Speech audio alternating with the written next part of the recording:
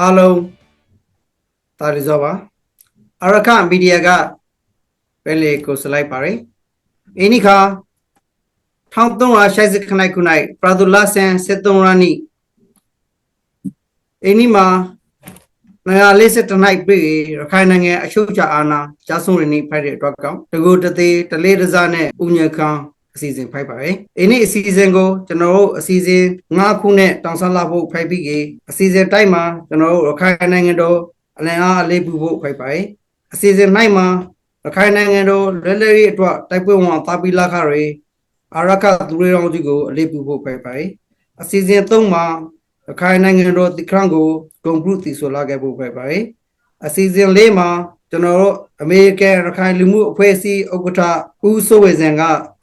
ဖွန်အမာစကားနဲ့တူဝင်းနီခရန်ကကိုလေးပို့ပလာဖို့ဖိုက်ပါရယ်အစီအစဉ်5မှာကျွန်တော်တို့အခမ်းအနားကိုတားရောက်လာတွေမြို့ရှိုက်ညီကိုတီကတယောက်ရှောင်းစီဤခန်းစားရှာတိကိုမျှဝေလာပြီးကြီးအစီအစဉ်ခောက်မှာကျွန်တော်တို့အာရခမီဒီယာဤအက်ဒီတာချုပ်ကိုသိန်းထွန်းစံကအမှားစကားပရိုပိုင်ယာနဲ့ဒီအစည်းအဝေးကိုအောင်မွန်စွာရုပ်သိမ်းလာဖို့ဖိုက်ပါရယ်အခုအစီအစဉ်တိုက်ရရခိုင်နိုင်ငံတော်အောင်လင်အားငိမ့်သက်စွာလေးပြု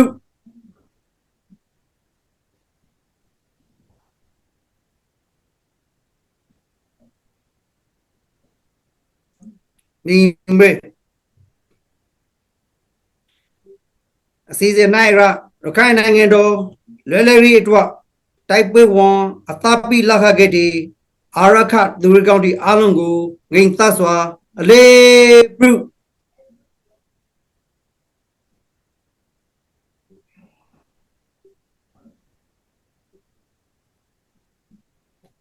နေမေအစီအစဉ်3ရခိုင်နိုင်ငံတော်သခရန်ကိုတီဆိုလာဖို့ဖိုက်တဲ့အတွက်ကောတာရလာရီပုဂ္ဂိုလ်ဒီအားလုံးညာဖလက်ကိုပေဖရောင်ထားမှာတောင်းထားပြီးကရူတီပြလာဖို့ဖိုက်ပါရဲ့အားလုံးစံသားစုကကျွန်တော်နိုင်ငံတော်တိကံကိုကုန်ပူလာခဲ့ပါမယ်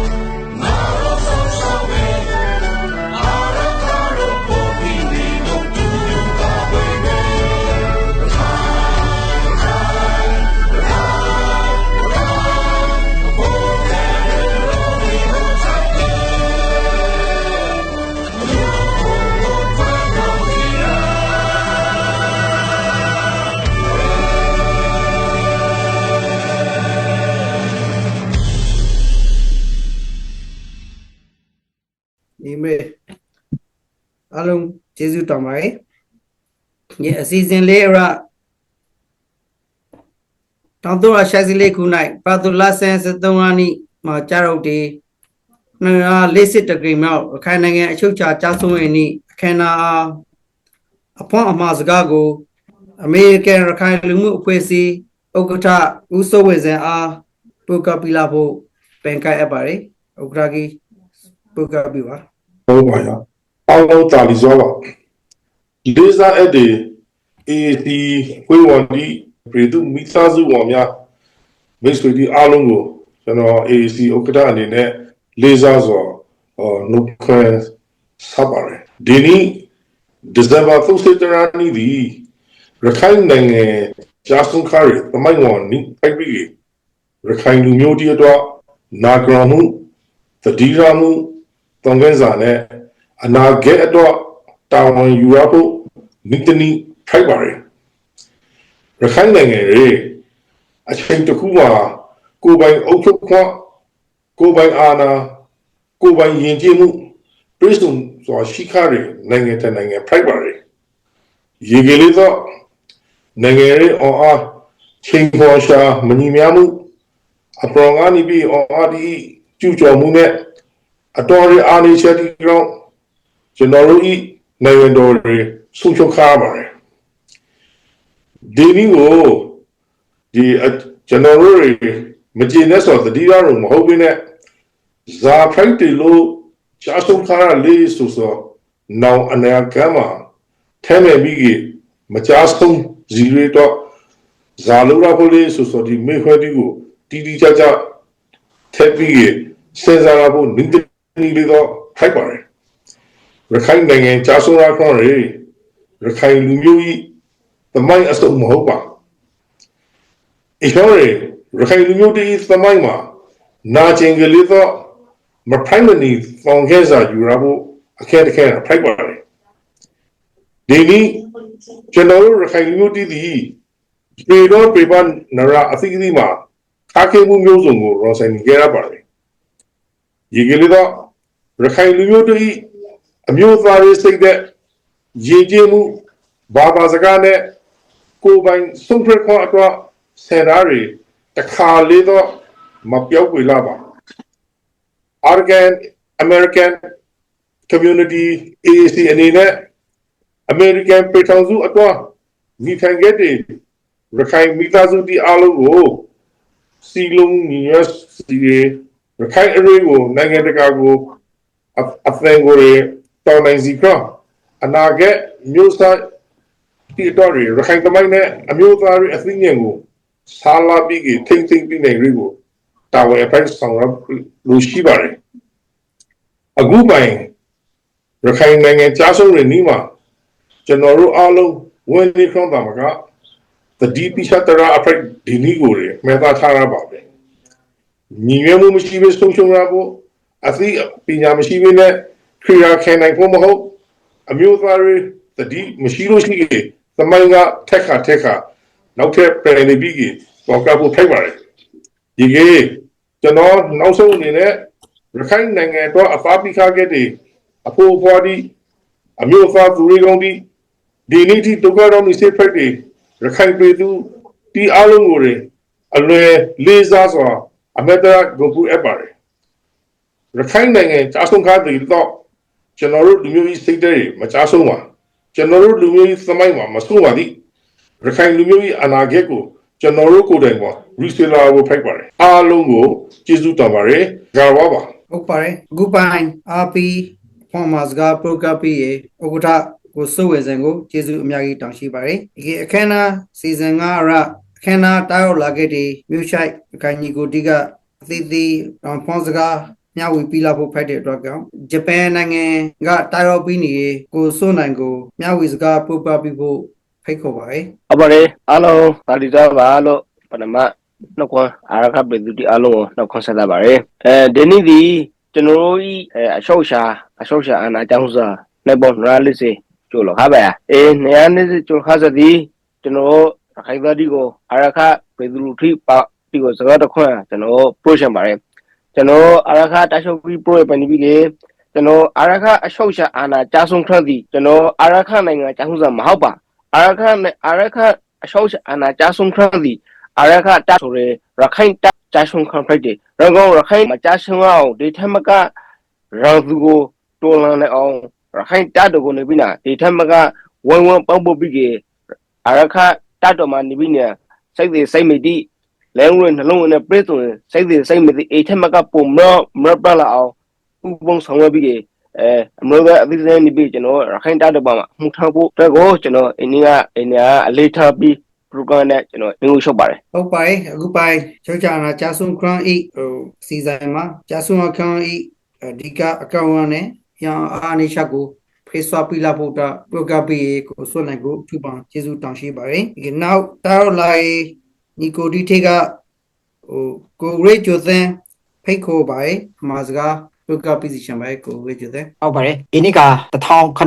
1984ကနေအနီဖို့အချင်းတီနိုင်ပေါင်းနာနဲ့ listener တနိုင်ကြားဆုံးခါတွေကျွန်တော်တို့ကြီးအချော့အခါအာနာဒီအနီဆိုလို့ရှိကကေဝန်းနေဖွေအခန်းတော့အဖရိတ်ဂျမ်ပါပရိုဆိုနီဖို့အစောအယောင်ကားပေါင်းလေးကျွန်တော်တို့ကိုတက်ဖရက်ခါတွေအနီလေးဘုံမိုးရောမနာတက်ဖရက်ခါတွေအ အရှောင်းတီကိုကျွန်တော်တို့ဇာကောင်အပေခံရလဲဆိုကိုတန်ဝေကယူပြေစောစောကဆရာသမားတို့ညီကိုဒီပရိုခရီပိုင်ရခိုင်နိုင်ငံကြာဆုံခရမ်ဟောက်ရခိုင်တက်တော်ကိုအဓိကပြည်သူတီကပန်ပိုကိုညီမနာရခိုင်တက်တော်ရဲ့အနာဂတ်အတွက်လူငယ်တီကပူပေါင်းပါဝင်ပြီးကျွန်တော်တို့အချုပ်အခါအာနာကိုပြန်လေရရှိဖို့ grozer ကမြင်ဆိုကိုပြည်သူလူထုကိုမာကရာစီချမ်းပါတယ်ဒီနေ့ကကျွန်တော်တို့ဝန်နေကေကွေးနေဖို့အစောတာညီလာညီနဲ့ဤတို့ဂျာဆွန်ရခရန်တီမငင်ညွဲခရန်အကျိုးရလက်ဖက်တီအရှောင်းကိုတန်ဝေကယူပြညင်ညွဲစော်နဲ့ကျွန်တော်တို့တာညီလာညီဘေတော်ပေပါညီကိုမော်နမတီအလုံးရခိုင်တက်တော်ရဲ့ဥတီချဖက်တီရခိတာလန့်စင်ကိုပူပေါင်းပါဝန်ပါဖေးပနာဒေါ်လာရစ်တ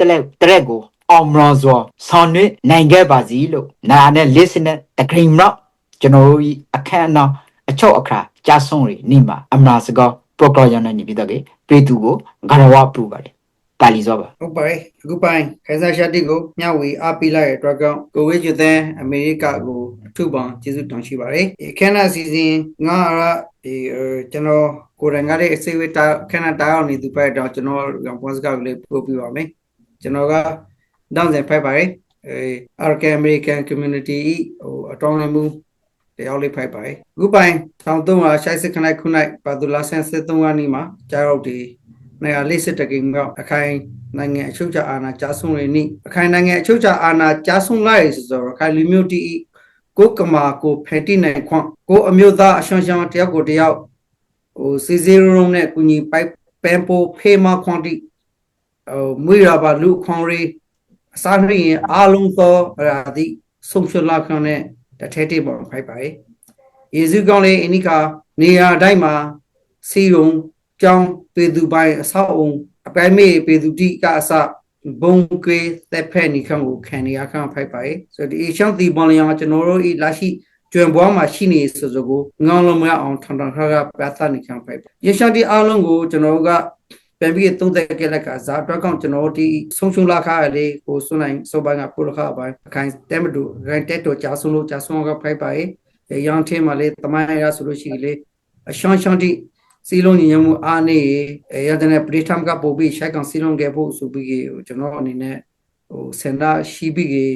အေရှာနဲ့ကိုင်းညီလာရှိလာနေအခိုင်ပေတုတ်ဆိုအစီအစဉ်ကောင်းဆိုင်နဲ့ကျွန်တော်ကဗျာတစ်ပုဒ်ကိုကျွန်တော်ကိုယ်တိုင် reset ထားပါတယ်။ရောင်ကဗျာဤကောင်းဆိုင်ကတော့ pre rock ခိုင်တို့ကျွန်တော်ကိုယ်တိုင်ပဲဝါဆိုပြလာပါမယ်။ pre rock ခိုင်တို့မောင်ဖီစိုက်တန်ကျူဂျိုရန်ဂရောင်း pre ဆောင်ရောင်သွီစာပီဝိခါအဘုရှေမာတောင်မှားမှောင်စိတ်ကူငါဆွေရုကေပြတ်သုံးရခနေမကြအောင်ခရစ်ဆောင်လန်ခွန်ငါနဲ့မောင်တို့ပြေရခိုင်တို့ရှိနောက်ဝေးရာပြေရရများဓာမိုးထခါမလွယ်နှုတ်ဖျားသတိများစီတွေးလညီအောင်အတ္တရှောင်လာမျိုးရှိုက်သားတို့ပြေရခိုင်တို့ပညာလေးပြီးသွေးလက်စီအောင်တပေါင်းရိထာလဲမမာပေရှိုင်တွေးမဲ့မျောလာခဲ့တော်တိခလုံးမတိစုမငိနိုင်တူရှင်ပရန်ဂရုပြေရခိုင်သူဖိုက်ပါရီအလုံးကျေးဇူးတောင်းပါတယ်ဟုတ်ပါရဲ့အခုအခမ်းအနားကိုတားတော့နေညီကိုတိထေးမှာကိုသိမ့်ထဲစဉ်အရခမီဒီယာအက်ဒီတာချုပ်အနေနဲ့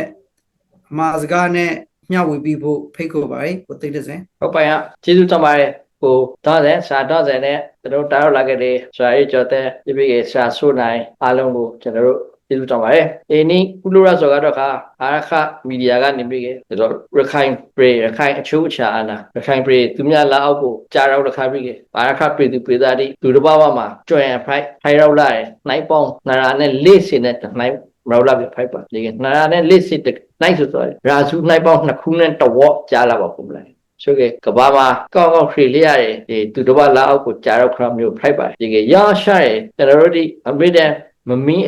တာကိစ္စတစ်ခုဖိုက်ပါတယ်သူတစ်ပါးလာအောက်ကိုကြားတော့ခရဲငခိုင်းတော့ဆုံရှုံခါရဲဒီဟိုမှာဒီသိမ့်ယူမှုကကျွန်တော်တို့အာရခရခိုင်ပြေရှင်ကတာပေါင်းများစွာဆုံရှုံဘဝပေါင်းများစွာဆုံရှုံပြီးကတိုက်ရာနဲ့ရှိပြီးကဒီဗမျိုးထိုက်လာကြရဆိုကိုကျွန်တော်တို့လာတွေ့မရမအခုအာရခပြေရပိုင် နေတာတစ်ခုကနေပြီးကရခရှိခရရခထအိုရစ်ကောက်မယ်အာရခပရိတစ်ခုပေါ်ပေါက်ဖို့တော့အာရခပရိသူပရိသတ်ဒီအလုံးသာခံထားလောအားညံအရှိန်ဝါတိကိုရောမနာဆောင်ရောလာခဲ့လို့အခုဆိုရင်အာရခပရိကြောင့်နိုင်ပေါင်း240တနိုင်သူများလာအောက်ကိုရောင်းနေစော်ကနေပြီးလွယ်မရောက်လာနေတဲ့ခရင်တွေကိုရောင်းနေပြဖိုက်ပါသူကကျွန်တော်တို့ရဲ့ဒီအာရခပရိပေါ်ပေါက်လာဖို့တော့ညှော်တော့ရှာရောင်းခရလာတွေ့ကြတဲ့လုပ်ငန်းဒီအလုံးအာရခပရိသူပရိသတ်ဒီမတွေ့ခံစားနေကြရဖိုက်ပါဒီကနေ့ကျွန်တော်တို့ရဲ့ပြန်လို့စိုင်းစားခဲ့ဖို့ဆိုရင်အခုအချိန်မှာတော့မှဒီမြန်မာစိုက်တဲ့ကျွန်တော်တို့အာရခပရိကိုကျွမ်းပူထထကနေပြီးလာလွှတ်ဆုံရှုံရဖို့ဗျာလာလွှတ်ဆုံရှုံနေရဗျာဆိုခါကျွန်တော်တို့အာရခပရိသူပရိသတ်တွေကိုလုံးဝဘလောက်ထိရာစကန်ဂရုတွေနင်းတီနဲ့ fabric နီးမျိုးစုံနဲ့ကျွန်တော်တို့ဒီလပရာဆိုင်လာအောင် crowd လာအောင်အေးပိုင်တော်လဲဆိုကျွဲဘောကလွဲမလို့ဖို့ကိုးစားဆိုတည်းမှားလာမသိငါတို့ဒီဒုက္ခကြပြလာမသိဆိုရင်စိတ်ဖိုက်အောင်ဝယ်နေကြွေမှုတိဖိုက်အောင်စိတ်တက်တိပြပလာအောင်အေးပိုင်အလုပ်တိကိုမလုပ်ပြငါတို့ရဲ့အယောင်ပိုင်သူတို့လာအောင်မှာအီလိုရှယ်လို့ကျွဲဖိုက်နေဖို့ပြဆိုရင်အမှားရောရဲ့စိတ်တိတင်နိုင်ပေါင်း240တနိုင်မှာတစ်ခါလေးအီရှန်ခါဆိုမျိုးမဟုတ်ပါအီရှန်ခါအတူအယောင်ဒီနဲ့ရှိသမျှအာရခပရိသူပရိသတ်တို့ဓာပိုင်ခွန်တိ PC ဥစ္စာတိကိုမေကိုရီကိုသူများကဂုတ်တိဆုပ်လို့နင်ခါရရဲ့ဘဝတိကိုပြန်လို့တန်တာ crowd run အကိလို့ထောပြီးအောင်ကန်ဆောင်ရိခါကျွန်တော်တို့ကိုတဲပါလဲဆိုအခုဆိုကေကျွန်တော်တို့ပြန်ဆိုင်ရကိလို့ရပါငွေခိုင်နိုင်ပေါင်း240တနိုင်အေးပိုင်အရှင်မြို့မှာလေအာရခပရိကိုရန်သူဗမာတိမြန်မာတိသင်္ခါရဲ့အရှင်ကဘလောက်အသားတိကိုတဲခါခဲ့တယ်ကျွန်တော်တို့ဟိုစဉ်ပေါင်းစားတိဒီခါခဲ့ရတယ်ဇာလောက်ထိခံစားနေခါခဲ့လီယာဖို့ဆိုတော့ဟိုကျွန်တော်တို့ရဲ့အခုလက်ရှိဒီတနိုင်3နိုင်အာရခပရိသူပရိသတ်တို့လာနာကင်တော်နေတယ်လာနာမကင်လို့မရလို့တော်လင်ခဲ့ရရပိုင်တော်လင်ရေးမှာတော့မှအခုရဇာပိုင်ကျွန်တော်တို့ကိုတဲတိဆိုခဲ့အလုံးပေါင်းလူ9ရာနီပါကျွန်တော်တို့ပရိသူပရိသတ် private ပရိသူပရိသတ်9ရာနီပါ9ရာကျော်အခုလေနေတူကဘုံရှာလို့တစ်မျိုးလာနာကီတီနဲ့ပိုင်လို့တစ်မျိုးနောက်ဆုံးမရရဲ့ဒီနဲ့ဆေးရုံကြောင်းကန်စာတော်ကြောင်းကအစဖို့သက်ပိုက်ဖို့စီချလူစီလီဆိုပြီးကသက်ဖက်နေဆိုတီကိုကျွန်တော်တို့မရနေရဆိုအာဖရကျွန်တော်တို့အခုပိုင်အာရခပရိသူပရိသတ်တို့ရဲ့တော်လှန်နေရရဲ့ဆိုတော့လုံးဝမှန်ကန်ရဲ့အလုပ်ဖိုက်တယ်ဒီကအေးပိုင်အသက်ခဲနေရရဲ့ကျွန်တော်တို့ဆုံးရှုံးရရဲ့အသားတီကိုအတော့အကောင့်ဆုံးသောလာဆာရှေမှုဆိုတော့နံပါတ်1ကျွန်တော်တို့အခုပိုင်အသိခံခါရရဲ့အရှုံးအရှာအာနာကြားဆုံးခါရရဲ့အသားတီဆုံးရှုံးခါရရဲ့သူတစ်ပေါင်းမှာအသက်ခံရရဲ့ကျွမ်းဖိုက်ခါရရဲ့ဆိုတော့တခါလေးမမင်းဖို့ရည်ကြည့်ပါဒီနေ့ကျွန်တော်တို့အာရခပရိပေါ်ပေါလာပြီးခါပြန်လေအသိထောလာပြီးခါဒီပိုင်ကြားဆုံးခါရဆိုတော့နိုင်စင်တိုင်းတိုင်းအမှတ်တရရှိနေဖို့လိုပါတယ်အခမ်းအနားလိုပြီးခါဟိုငါတို့ကကျွမ်းမဟုတ်လိုက်ပြအရှာလို့ဖို့မလိုပြမဟုတ်ပါရခါလေးအမှတ်ရနေဖို့လိုပါကျွန်တော်တို့ကမ္ဘာသမိုင်းမှာခေလို့ရှိခဲ့ဟီရိုရှီမာမှာဂျပန်ဒီဘုံရှာခံခါရဆိုအယုဒ္ဓယမှာဗမာတိဖျားပိုက်လို့ထိုင်းယူရီးယားတို့ပြားသုံးခါရဆိုအခုလောလောလတ်လက်အမေရိကန်ပြည်ထောင်စုမြို့မှာလေလက်ခိုင်90ကျော်ကအစ္စလာမ်ရဲ့အဆွဲတော်ဒီလာတဲလို့အကန့်ဖတ်လို့ရတဲ့ကြောင့်စီခါရဆိုတိကိုတခါလေးမဖြောင်းမဖျားပေးနဲ့တခါလေးမမင်းပေးနဲ့နိုင်စင်နိုင်တိုက်ရရှည်ရောက်တိုက်မှာသူတို့အဘက်တရာရှိနေသောမျိုးကိုလုံထသမရပါဥပမာကဘာမှာကျူလူမျိုးခောက်တဲ့အသက်ခံခါရဆိုကိုလေပရာဒိုက်ဒီနကတကွတခါလေးမမင်းတခါလေးညသူတို့တည်နောင်လာနောင်သားအဆာဆမမီးရအောင်အမေတဲ့တတိပီလို့တတိယနေဖို့တော့မှဲတဲ့မှဲတာဘုံစုံနဲ့ထိမ့်သိမ့်ထားရပါတယ်ဒီနေ့ကျွန်တော်တို့ရဲ့လဲလဲတေအာရခပရိပေါ်ပေါပြီးကြတော့မှအချို့အချာအာနာအာရခရခိုင်အချို့အချာအာနာကြားဆုံးခါရဲ့အပိုင်ဖိုက်ခါရဲ့ဆိုတော့ကိုအမေတဲ့ရောင်ထဲမှာရှိနေဖို့လိုပါတယ်ဒီမှာကျွန်တော်တို့ရဲ့ဆာလာပြီးကနောက်တကိဒီမှာမဖိုက်ဖို့တော့အာခပရိသူပရိသတ်နောင်လာနောင်သားမျိုးစပုံများစွာလာဆက်ကဲနေရဖို့ဆိုဖိုက်ပါဒီနေ့အခုပိုင်အခမ်းအနားမျိုးအခုပိုင်အမေရာခရမျိုးတွေကောင်းအောင်အရေးကြီးတော့နဲ့ကျွန်တော်တို့အာရခမီဒီယာအမှန်တရားဖွေတာအာရခမီဒီယာကနေပြီးကျွန်တော်တို့လူလူရဆိုဖိုက်ပါညချမှာကျွန်တော်တို့ American community American လူမှုအဖွဲ့အစည်းကလေကျွန်တော်တို့ပါဝင်ပြီးခါကျွန်တော်ခက်ခဲ့ဆိုဖိုက်ပါကျွန်တော်တို့အာရခပရိသူပရိသတ်တွေကိုလေအေနီအေရာအေပိုင်အဖိုက်ပြတိကိုအာရခနိုင်ငံတော်ရခိုင်နိုင်ငံတော်အချိုးရှာအာနာအေပိုင်ကြားဆုံးခါရရဲ့အေပိုင်ဒုက္ခရောက်ခဲ့ကြရတယ်နိုင်ပေါနာရာနဲ့လက်စီလောက်ကြအောင်ရုံးကံပြီးမှ လွယ်မလောက်ဖို့ရောင်ခေကိုမရရတဲ့ဆိုမျိုးကိုကျွန်တော်တို့မဲရတာပါဘို့သို့တော်လေကျွန်တော်တို့လာရှိတဲ့ခေတ်တွေမှာအာရခပြည်သူပြည်သားတွေတော့တီးကြရဲ့ပန်းတိုင်တီးကြရဲ့ရာလက်တီးကြရဲ့လှုပ်ဆောင်ရှာတိကိုကျွန်တော်တို့တသားမှတကရင်နိုင်ပေါင်းရာချီထောင်ရှိမှတကရင်ပေါ်ပေါက်တဲ့ခေါင်းဆောင်မျိုးစူးဖွေမှုမျိုးတဲတီမျိုးကျွန်တော်တို့ဒီကောင်ဒီရာရှိနေပြဖိုက်ပါဆိုကြကျွန်တော်တို့ရဲ့ဘယ်သူကိုဒီအကောင်းဆုံးအခုပြည်သူလူထုတွေကိုတဝသဲနေနေတူကသဲနေဆိုဒီကိုအကောင်းဆုံးလာဆရှိဖို့နီလန်ကတော့ခါအာရခပြည်တိုက်အာရခနိုင်ငံတော်တိုက်ရရှောင်းကိုမဆုမနိုင်ရရနေနဲ့တေထောင်လာကြရဆိုဖိုက်ပါရဲ့လို့ပရိုဂရမ်လုပ်ပါတယ်ရရှနဲ့ကျွန်တော်တို့အင်းအခက်အနာကိုကျွန်တော်ဒီလောက်နဲ့ပြောချင်ပါတယ်အားလုံးကာရောပါ